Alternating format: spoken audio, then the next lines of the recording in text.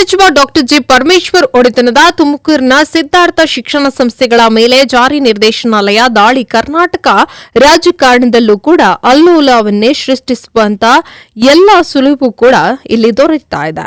ಇನ್ನು ಅಕ್ರಮವಾಗಿ ಚಿನ್ನ ಕಳ್ಳ ಸಾಗಣೆ ಪ್ರಕರಣದಲ್ಲಿ ಜೈಲು ಪಾಲಾಗಿರುವಂತಹ ನಟಿ ರನ್ಯಾ ರಾವ್ ಖಾತೆಗೆ ಪರಮೇಶ್ವರ್ ಒಡೆತನದ ಶಿಕ್ಷಣ ಸಂಸ್ಥೆಯಿಂದ ಲಕ್ಷಾಂತರ ರೂಪಾಯಿ ವರ್ಗಾವಣೆಯಾಗಿದೆ ಎಂಬ ಆರೋಪ ಇಡಿ ದಾಳಿ ನಡೆದಿದೆ ಎನ್ನಲಾಗ್ತಾ ಇದೆ.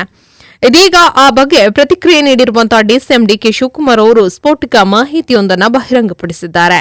ನಟಿ ರನ್ಯಾ ರಾವ್ಗೆ ಪರಮೇಶ್ವರ್ 15ರಿಂದ 25 ಲಕ್ಷ ರೂಪಾಯಿ ನೀಡಿದ್ದಾರಂತೆ. ಇದನ್ನ ಅವರೇ ತಿಳಿಸಿದ್ದಾರೆ ಎಂದು ಡಿಕೆ ಶಿವಕುಮಾರ್ ಅವರು ತಿಳಿಸಿದ್ರು.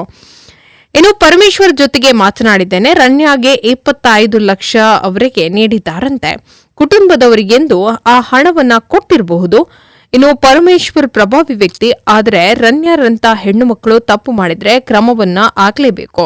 ಇನ್ನು ಪರಮೇಶ್ವರ್ ಮೇಲೆ ಜವಾಬ್ದಾರಿ ಇದೆ. ಅವರು ಗೃಹ ಸಚಿವರು. ನಾನು ಅವರನ್ನ ಭೇಟಿ ಮಾಡಿ ಮಾತನಾಡಿದ್ದೇನೆ.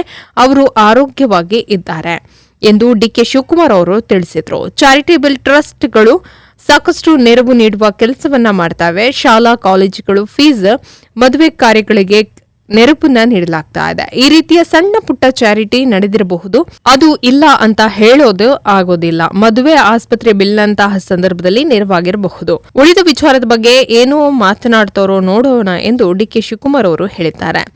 ಆ ಮೂಲಕ ರನ್ಯಾಗೆ ಪರಮೇಶ್ವರ್ ಒಡೆತನದ ಸಂಸ್ಥೆಯಿಂದ ಹಣ ವರ್ಗಾವಣೆ ಮಾಡಿರುವ ವಿಚಾರವನ್ನ ಸಮರ್ಥಿಸಿಕೊಂಡಿದ್ದಾರೆ. ಇಂತಹ ಇಡಿ ದಾಳಿಗಳ ವಿರುದ್ಧ ನಾವು ಹೋರಾಟವನ್ನ ಮಾಡ್ತೇವೆ. ಈ ವಿಚಾರದಲ್ಲಿ ಪಕ್ಷದ ರಾಷ್ಟ್ರೀಯ ಪ್ರಧಾನ ಕಾರ್ಯದರ್ಶಿಗಳು, ಅಧ್ಯಕ್ಷಗಳು, ಮುಖ್ಯಮಂತ್ರಿಗಳ ನಿಲುವು ನಮ್ಮದು ಆಗಿರುತ್ತದೆ. ಸೋನಿಯಾ ಗಾಂಧಿ ಕೇಸ್ನಿಂದ ಹಿಡಿದು ಎಲ್ಲಾ ವಿಚಾರವಾಗಿ ನಿತ್ಯ ಹೋರಾಟ ಮಾಡ್ತಾ ಇದ್ದೇವೆ. ನಮಗೆ ನ್ಯಾಯಾಲಯದ ಬಗ್ಗೆ ನಂಬಿಕೆ ಇದೆ ಎಂದು ಡಿಕೆ ಶಿವಕುಮಾರ್ ಅವರು ಹೇಳಿದ್ದಾರೆ.